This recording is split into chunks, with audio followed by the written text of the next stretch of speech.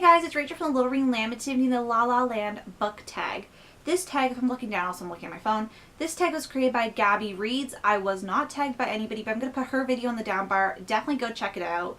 I absolutely love La La Land. If you've seen my video that I post on Friday talking about my favorites, you guys know that I've been loving that. It was such a good film, like really phenomenal.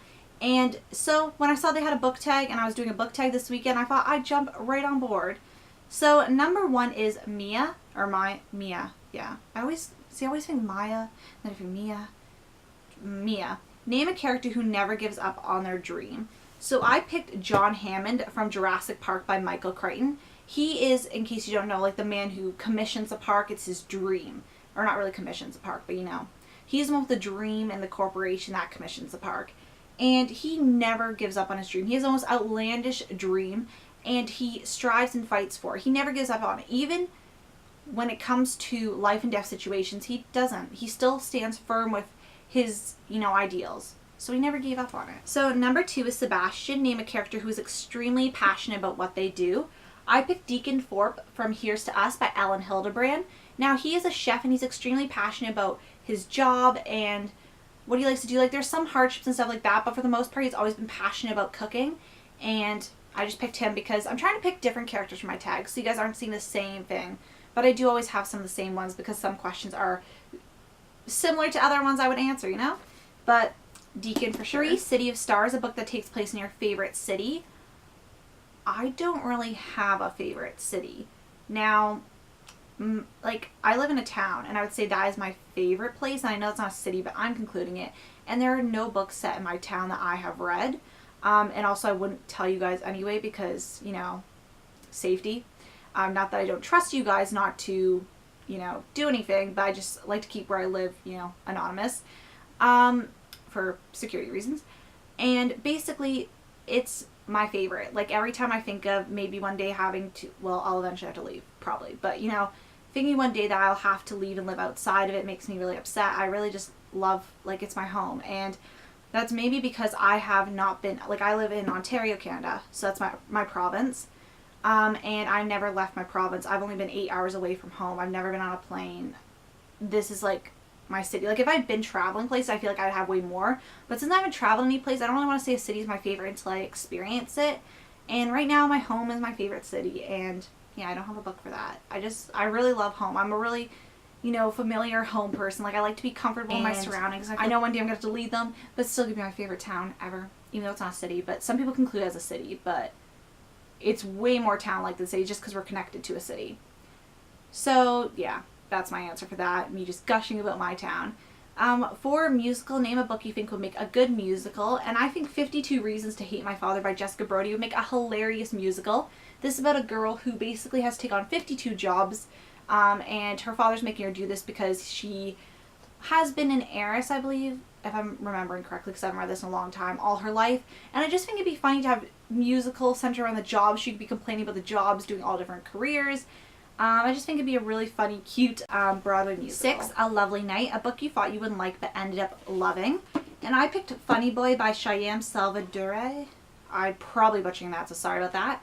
This one I had to read for my contemporary Canadian fiction class last year, second semester.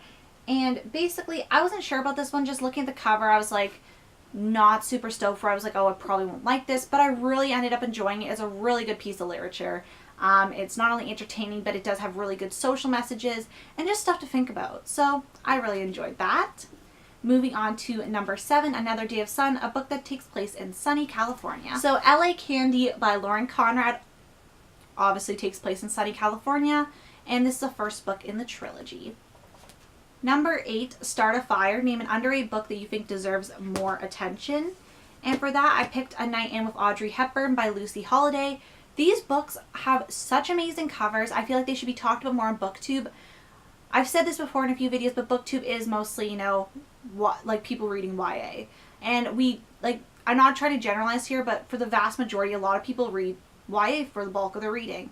And I'm well aware of that, so I'm kind of talking about this one because a lot of people that do read YA on this site do read Sylvie Kinsella, and this book kind of reminds me of kind of the feel of her books, but obviously of Lucy Holiday's own spin and writing, and I just really enjoy it, and I just really wish more people would talk about this book series because I feel like it's so underrated, and the author and the book deserve way more attention than they get. And number 9, Hollywood worships everything but values nothing. Name a book you worship. So if you're not new to my videos, you'll know my answer. Dying to Know You by Aidan Chambers. Worship, for sure. So I actually forgot one, so I'm just going to slip it in here. 5 Enemies to Lovers. Name a fictional relationship where they start off not liking each other. And I picked 2 characters from First Light by Bill Rancic. I'm not going to say the characters because it's kind of a spoiler a bit, but you know, that book. And number 10, The Character Who Inspires You. Sorry I skipped over that question. When I'm scrolling on my phone, So for this, for number 10, I kind of cheated. I didn't pick a character, but I picked somebody in a book. And that somebody is Jennifer Weiner, and she's the author of Hungry Heart. This is her memoir type book, and I've been reading this currently, and I just find her super inspiring. I didn't really read her books. I'm going to start reading her books after reading this. I think because when I saw them a lot of the time, like especially at the library, I was a lot younger and wasn't ready for that content. But I just find all she's saying, she has like a lot of like self-realization. She really has reflected on her life, and you could tell by her writing, and I think she's just a very inspiring person. She is well aware that life's not perfect and she's not perfect, and she's okay with that, and she tries to find success in flaws, and really is an inspiring role model. And I'm really enjoying reading not only her funny anecdotes, but also just seeing some more inspiration from her and just really enjoying it. And I didn't really know anything about her before reading this, so I'm very happy that I saw this book and decided to pick it up. I don't know why I just hit that on my phone. And yes, that is the La La Land book tag. I want to thank you guys so much for watching, and I'm going to tag Tiffany from About to Read and Carrie from Book Lover Carrie, so you guys can do the tag, and anybody else who really wants to do the tag after seeing this. And I want to thank you guys so much for watching, and I'll see you guys later. Bye.